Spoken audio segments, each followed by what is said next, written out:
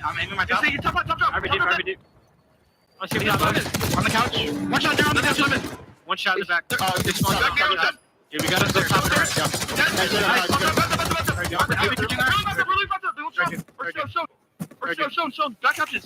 Back couches. They spawned out. Nice. Give my time. I'm going top. Go. I reframe, but just one.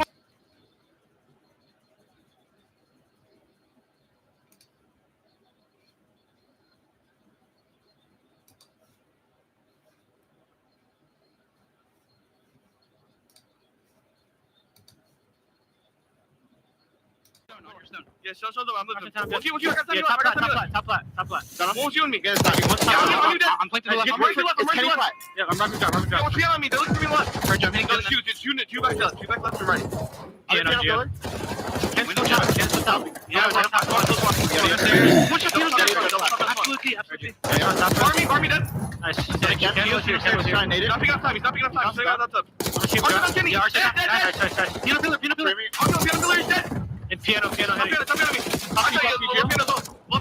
coming to look over your staff. You go, He's piano pillar. One chair. Low you. You dead? Nice. I am. Woo, we've got ourselves a battle here. Just continues to just be lead swap after lead swap, hill after hill. Currently, Minnesota holding a marginal lead, but with that full wipe, a chance to hold on to the P2 side of the map with only 18 seconds remaining here on Hot Tub. Yeah, Cloud9 are in this game because they keep on breaking some of these setups that look to be unbreakable.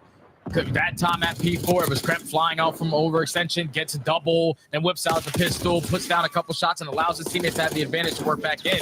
Minnesota keep winning the rotations. It's just once that setup is broken, Cloud9 have been able to run away with that remaining junk time every single time. Already here, though, at P2, Minnesota winning the rotation again. 3 kills go their way, but already Mac making a play. Yep, around the back, able to help open up some space, gets Nero out of the hard point, Cloud9 in, but Minnesota trying to block or at least hold on to this backside where the spawns would occur.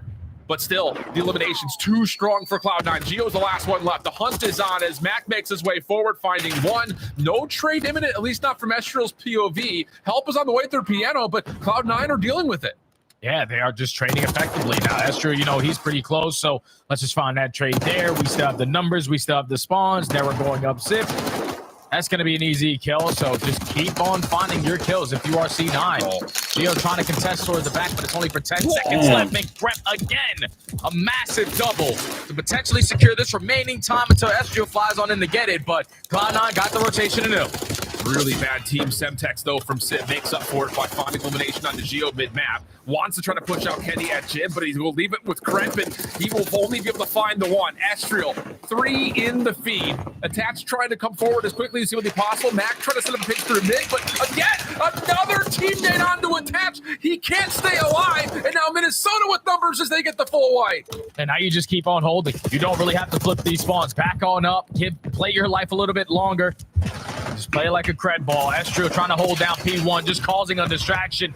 Able to pull some players in that direction, but they only need 10 points. You got to go if you're C9. Got to find a way to break through this. Got to find a way to jump on it. It's a split spawn situation. Nero trying to do what he can with the pistol, but the break does come through. Spawn flip. Contest is here. P4 side of the map currently being held by Cloud9. Kenny looking for timing to play towards topside bedroom, and it may be a 1v1 with attaches. Estriel drops into the Hellstorm. Oh, this is a big Hellstorm because now you're going to force everyone indoors. You're giving the information to your teammates. They're able to push out towards the backside of Plat. Attach trying to shoot it out the air, and I think he actually does. So you get nothing done with the Hellstorm. It's all on Kremp.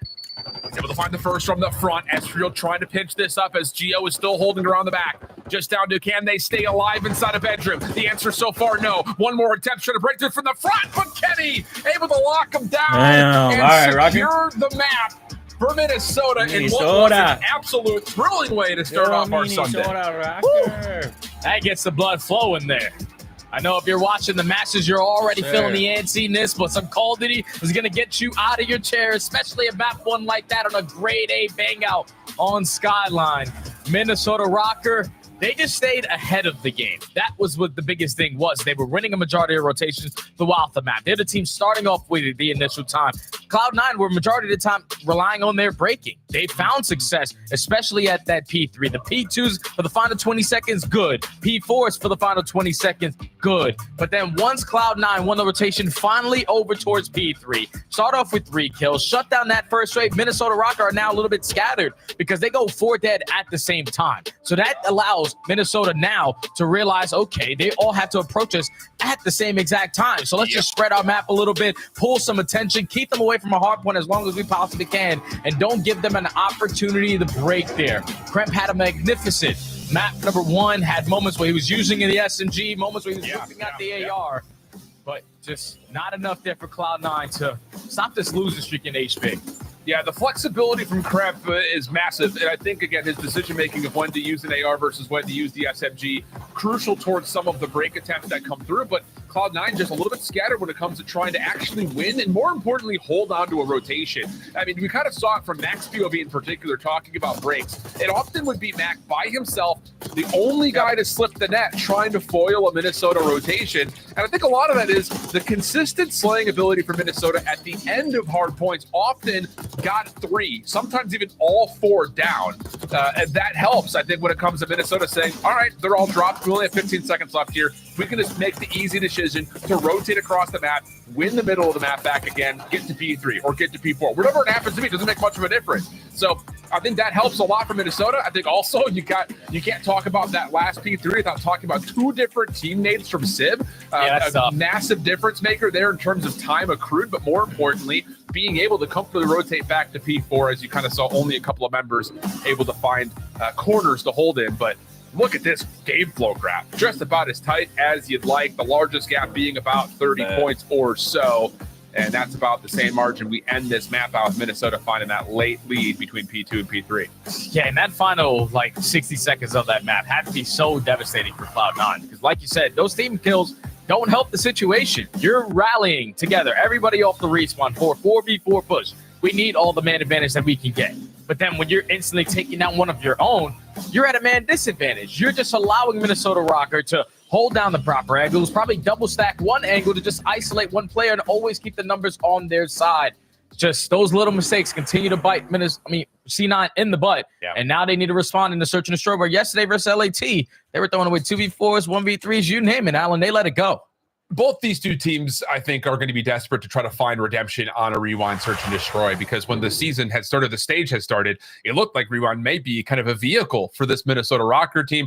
They end up losing their second instance to the Boston Breach, and that was a pretty convincing loss as well. So there is a level of, we talked about Boston in particular on this map being an early success story in Major 1 qualifiers when Rewind was still in the pool, but we'll see how these new maps try to identify themselves with these squads who find themselves in the mix. Not just for, trying to find the upper bracket for this particular major, but you got to keep in mind that both these two teams, we're at that point in the season where every win is a critical one, especially considering that the gap is currently 30 points. Miami looks to be heating up, whereas Optic Texas continue to try to find these little stumbles and things of the nature. So being able to get into a position to contest or maybe get more comfortable on the bubble is crucial for both New York and Minnesota in this stage. Oh yeah, every single bubble game is going to be crucial because it's so tight between number 6 and number 9.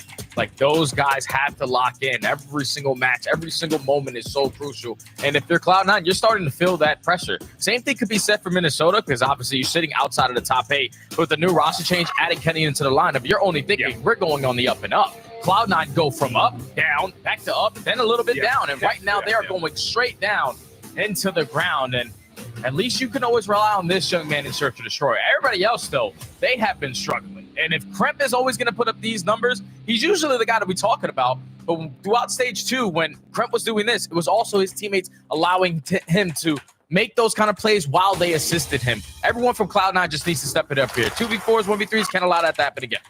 Absolutely agree with you, my friend. So we'll see. Another attempt for both these two teams on the rewind. Let's see how the work has come through for both the squads. It'll be a Jens hit here for Minnesota with eyes over towards the A connector. Astro just stuns the backside at glass. No one home. And now it comes to trying to feel out everything over towards the main desk. And Kremp is in the most unpredicted spot, just hiding wide out in the open. He finds 2, shuts down the play. Cloud9 are in a 4v1. Yeah, right there. If you're Esther, you're thinking, okay, bomb side has to be clear. Kenny was working his way through mid-street. No one crossed. He didn't give me any comms, so there's no way in hell he's going to be sitting at the mid doors. But Pat Moses just got great.